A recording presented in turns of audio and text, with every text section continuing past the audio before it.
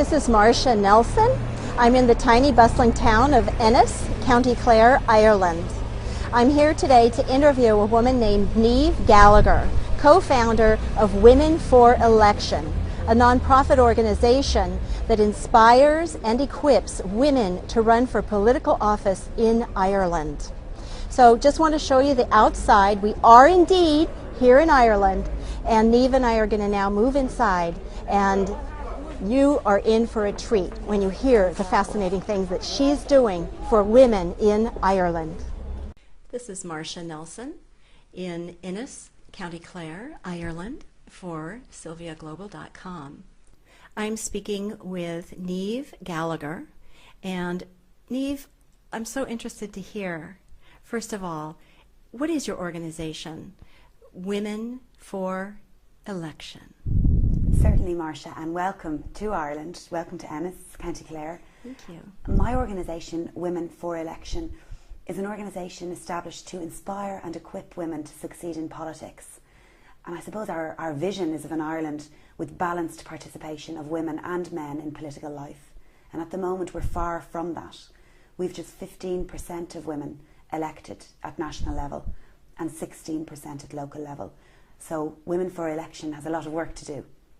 I'm sorry to say America's on par with that. We have about 15% at national level as well. So I very much am aware of the problem. And I'm really happy that I've been hearing some of the things that you've been doing to make a change there. I think you've been connecting with women at a very direct, local, and even personal level so that they can begin to see themselves in politics in ways that they haven't before. Is that right? That's absolutely right. A very good example is here in Ennis, County Clare. A couple of years ago, in 2009, my partner and I, Michelle, ran a campaign to engage women in talking about political issues associated with the European Union. And we held a series of coffee mornings around the country. And we'd have about 20, 30, even 40 women in the room at a coffee morning to talk about the issues, and particularly a referendum that was taking place at the time around the Lisbon Treaty. In County Clare, we advertised a coffee morning in a local pub early one Saturday morning, and 200 women turned up. We have a very politicised set of women here in County Clare, and in talking to political parties, they might tell you that Irish women aren't interested in getting more involved in politics or getting on the ballot paper, but our experience certainly shows that the opposite is the case. Has that been a problem, that it was thought to be that women weren't interested? If so, where was that message coming from? Well, I suppose the numbers tell the story, in the sense that we do have so few women in politics, and there's been a huge amount of analysis done on the barriers that women face, and they're summarised in Ireland and internationally indeed as the 5 C's: cash, culture, childcare, candidate selection and confidence. And there is a sense in Ireland that culture is very strong, so politics is seen as a man's game and not very appealing to women. That might just mean that the meetings happen late at night, or that there's such a majority of men that women don't feel that welcome. Confidence is the second one. Michelle and I did a survey of over 600 women in Ireland, asking them what would help them to take that step from interest in politics to action. And one of the big things that they talked about was wanting support around confidence. I'm so interested about something you said a moment ago, the meetings happening late at night. It's easy for me to think, well, yes, so women can go to meetings late at night, but doesn't that conflict with their family life? Isn't that part of the problem? I think it's a huge part of the problem, and something that women in politics speak about a lot. The meetings happen 9 o'clock, 10 o'clock at night. They regularly happen in pubs, which aren't, especially in rural Ireland, a particularly welcome environment for a woman on her own. Also, if you're living in rural Ireland, and you've seen it here, Martia, in Ennis and Clare, this is a bustling town, but beyond it, there's a huge rural population, and people would have to drive for up to an hour to get to the meeting. So you're talking about leaving your family shortly after eating the evening meal, being out for the whole night, possibly not being back till after midnight, sitting in a pub. Many women say that it's just not appropriate or what they want for themselves at a certain time in their lives. That's an important point, that the population in Ireland is rather spread out. There's a concentration in the towns, which are, for the most part, small, that I've seen. There are a few big ones, but a lot of small towns. And then a lot of population spreads out from there. Absolutely. And our politicians represent all of us. And so very often they do come from large farming areas that wouldn't be an urban centre. And so that does mean that there's quite a lot of travel involved. And of course, our national parliament sits in Dublin.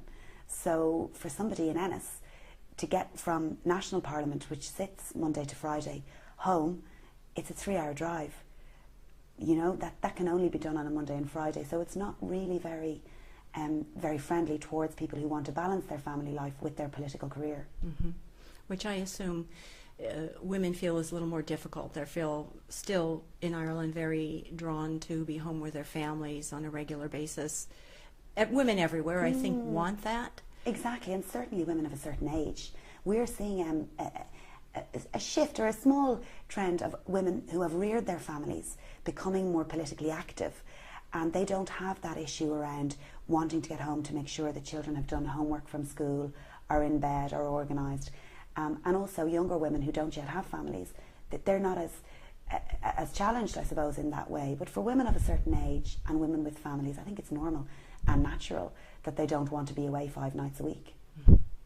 Let's go back to that meeting you mentioned earlier in County Clare.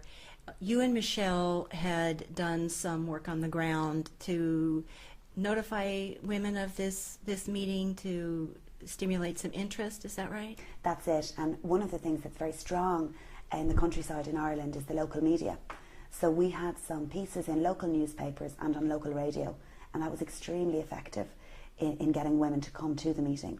We also had a number of local champions in County Clare who were actively promoting the meeting within their own networks. So it was that combination of word of mouth and trusted local media sources that got the women there on the day, and I suppose their own motivations and interest about the issue we were talking about.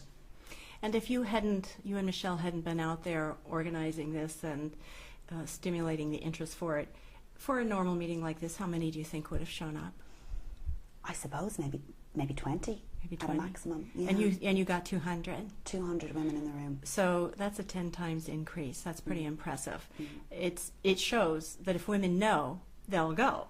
Well, exactly. And if you demonstrate that their opinion is valued, that their opinion is wanted, and that their voices need to be heard on this issue, they're extremely motivated. On this particular issue, which was about Ireland's future in Europe, women were very actively thinking not only about themselves but about their children's futures, and where Ireland sits within those 27 member states of the European Union really matters to their futures and their children's futures. So I think the motivation was really strong around that particular issue. Did anybody change because of that meeting? Well, one of the things that came out of that meeting, and others I should say around the country, was a conversation around, we're all here at this meeting, we're engaged politically, and yet we're not there on the ballot paper or represented at local or national office. And why not?